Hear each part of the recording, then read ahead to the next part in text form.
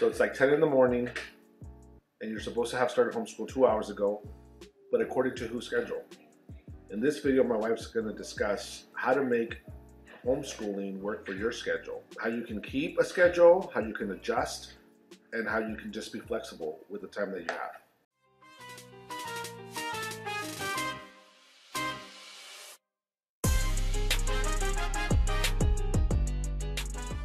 Today I wanted to talk about your homeschool schedule.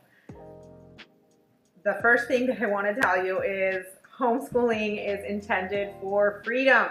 So if you are feeling overwhelmed, definitely want to encourage you to evaluate your schedule and see what can be removed so that your children can be the focal point of how your day is started.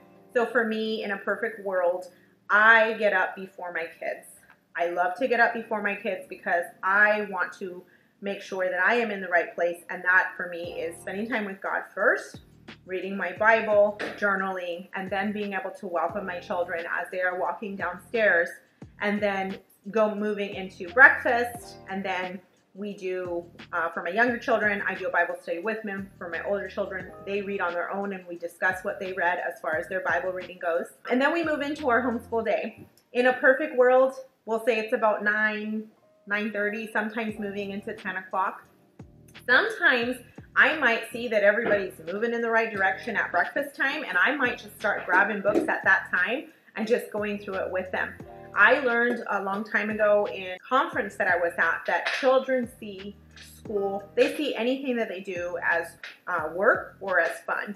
And as long as you could keep it fun, they're more willing to do more work. So for instance, with preschool age or even first grade, you have a lot of freedom to do things with them. And I have found that they learn so much when you're doing things and different activities, markers, paint, clay, all of those things are recommended supplies to have in the home, and always have them readily available. There is always paintbrushes drying on my kitchen sink. For the most part, in a homeschool day for my children, grades that they are in, which is preschool, first grade, fifth grade, and ninth grade, is the grades that they currently are in. We are usually done from start to finish about 2 to 3 hours, and we do school about 3, sometimes 4 days a week. But for the most part, it's usually 3 days, and then we go out and we do things instead of being in the home, or at least I try my best not to do that. So you want to evaluate your schedule. I encourage looking at your schedule for the week to come and see. I do include Sunday to Saturday because I don't want to be too busy on the weekdays that we're too tired to enjoy some of the outings that we might have planned as a family or with other families on the weekend. So I look at my schedule. I also try to look at the schedule for the week prior. So look at it from a month view. And the reason you want to look at it from a month view is because you want to see what happened for the week before, the week of, and then the week to come. That way you're not going, and then also it's not too hard on the pocket, especially if you're spending on gas or if there's a cost for the specific outing. I encourage for you to have that as part of your homeschool schedule, as part of your homeschool day. And I usually try to do at least one outing, where it's maybe a park that we haven't visited, or even if it means just going to our local park within our community, or meeting up with another friend at maybe their community park.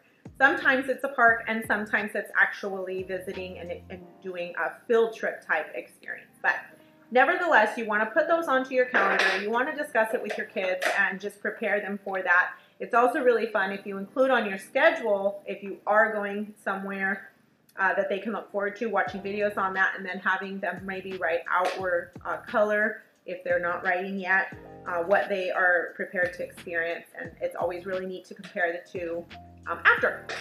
So yeah, that's my take on your homeschool schedule. It is definitely encouraged. In my homeschool day, cooking might be part of what we're doing for that homeschool day. And so if I'm meal prepping, sometimes it takes a little bit longer, but involving your kids in that process, it is super helpful, and they really enjoy it. Baking happens a lot because they're motivated to help when they're going to reap the reward of trying a cookie. So yeah, I highly recommend including meal prepping, cooking, cleaning, all of those things, serving outside of the home, serving in, like, we have a yard, serving and doing those types of things. I personally choose to include that on our homeschool schedule because it is part of just being, being raised to be an active, responsible human being. And that's definitely part of what my goal is, aside from them, having a personal relationship with Jesus Christ. That's my take on, or that's what I wanted to share with you as far as the homeschool schedule and how to encourage you. Piece of information: we are a family of 6. My husband and I, we work from home. So having a schedule also for responsibilities is super important. I have a handbook, a homeschool handbook, as well as responsibilities, age-appropriate responsibilities. I do have a checklist for that.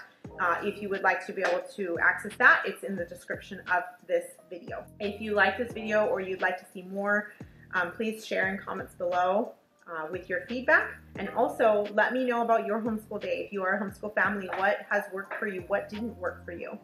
And thank you so much for watching, and please like, subscribe, share, and comment. Thank you.